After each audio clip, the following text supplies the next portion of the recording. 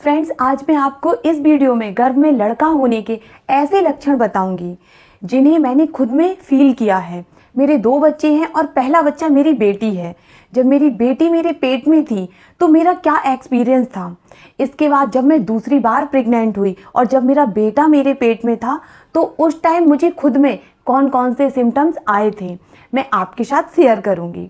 So friends, हम start करते हैं अपना वीडियो। सबसे पहले मैं आपको खाने के बारे में बताती हूँ। जब मेरी बेटी मेरे पेट में थी तो शुरुआत के 3 महीने तक मुझे मीठा खाने में बहुत अच्छा लगता था और इसके बाद फिर जैसे जैसे टाइम बढ़ता गया मेरा मीठा खाने का मन तो नहीं करता था, लेकिन हाँ, तीसरी तिमाही में अगर मैं तीखा खा लेती थी तो मुझे पेट में सीने में जलन होने लगती थी। मेरा बिल्कुल भी तीखा खाने का मन नहीं करता था। लेकिन जब मेरा बेटा मेरे पेट में था उस समय मुझसे मीठा बिल्कुल भी नहीं खाया जाता था।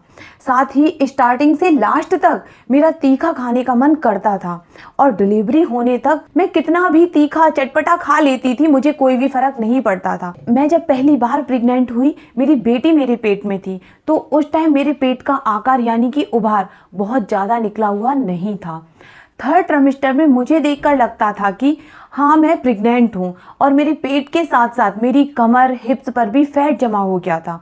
मतलब गोल शेप में मेरा पेट हो गया था, इधर भी फैट जमा हो गया था, इधर भी फैट जमा होने लगा था। और जब मेरा बेटा मेरे पेट में था दूसरी बार प्रेग्नेंट होने पर तो उस टाइम पर मेरी कमर और हिप्स में बिल्कुल भी परिवर्तन नहीं था, सिर्फ मेरा पेट आगे की ओर मतलब बहुत ज़्यादा निकला हुआ लगता था। और 9वें महीने तक पहुँचते पहुँचते मेरी ऐसी कंडीशन हो गई थी कि मैं अपने पेट पर कप रखकर उससे चाय पी सकती थी। तीसरा सिम्टम्स, जब मेरी बेटी पेट में थी तो ना तो मेरे बाल झड़े थे और ना ही मेरे फेस पर मतलब कोई चेंजेस आया था, जैसे ना तो ब्लैक स्पॉट आए थे ना ही पिंपल्स निकले थे। वैसे तो लाइफ में मुझे कभी भी पिंपल्स नहीं निकले हैं, बट मैं दुबली हो गई थी और हल्का फुल्का मेरा फेस डल हो गया था। लेकिन उसी का अपोजिट जब मैं फिर से प्रेग्नेंट हुई, मेरा बेटा मेरे पेट में था तो मेरे फेस पर बहुत ज़्यादा ग्लो आ गया था। मेरे बाल भी सिल्की सिल्की हो गए थे और मैं अपनी लाइफ में पहली बार मोटी भी हो गई थी। वैसे मैं स्टार्टिंग से ही पतली हूँ, लेकिन उस टाइम मैं मोटी हो गई थी और मेरे फेस पर भी एक गजब का ग्लो आने लगा था। और 3rd ट्राइमेस्टर में मैं अपनी मम्मी के घर चली गई थी तो उधर मुझे बगल की आंटी और जो बड़े बुजुर्ग थे जैसे कि चाची दादी, ये सभी लोग मुझे देखकर बोलते थे कि इस बार तुम्हारा बेटा ही होगा, इसीलिए तुम्हारे फेस पर इतनी ज़्यादा चमक आ गई है, तुम्हारे फेस पर बहुत ही ज़्यादा निखार आ गया है। अब मैं आपको स्मेल के बारे में बताती हूँ।